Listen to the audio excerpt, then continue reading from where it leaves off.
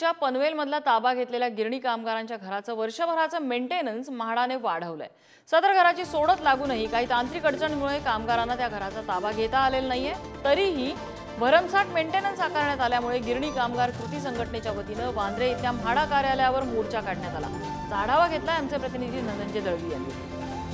पनवेलमधील MMRDAच्या गिरणी कामगारांच्या मेंटेनन्स संदर्भात म्हाडा कार्यालयाबाहेर गिरणी कामगारांचा मोर्चा आलेला आहे आणि याच मोर्चात मोठ्या संख्येने गिरणी कामगार जे आहेत ते या ठिकाणी आलेले आपल्याला पाहायला मिळतात। आपण जर पाहिलं तर सकाळी 11 वाजेपासून जो आहे हा मोर्चा सुरू झालेली आहे आणि अनेक गिरणी कामगार जे आहेत ते पनवेल या कोंडगावमधून या ठिकाणी आलेले आपल्याला पाहायला मिळतात। विविध मागण्या आहेत।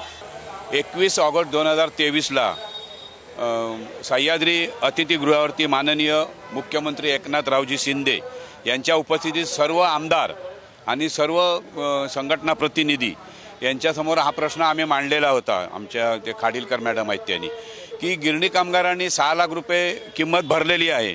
आज जवळजवळ 4 ते 5 वर्ष होऊन गेलेली आहे। ते EMI भरतायत दुसरीकडून कर्ज काढून आणि असं आहे की एकदा EMI तुम्ही पैसे भरले की ताबडतोब चावी दिली पाहिजे। आता म्हाडाच्या परिपत्रकामध्ये कोणच्या MMRDच्या घराला 3511 रुपये मेंटेनन्स लावलेला आहे।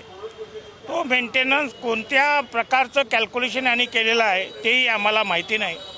आम्ही आजूबाजूला चौकशी केली तर त्या ठिकाणी 1000 ते 1500 एवढा मेंटेनन्स असताना म्हाडानं हा अन्यायकारक मेंटेनन्स लावलेला आहे आणि म्हणूनच आम्ही आज एवढ्या मोठ्या संख्येनं ज्या गिरणी कामगारांना लॉटरीमध्ये घर लागलं आणि 216 मध्ये त्या कामगारांनी पैसे भरले पण त्यांचा ताबा दिला नाही। यावर्षी 2023 मध्ये त्यांचा 24 मध्ये ताबा दिला।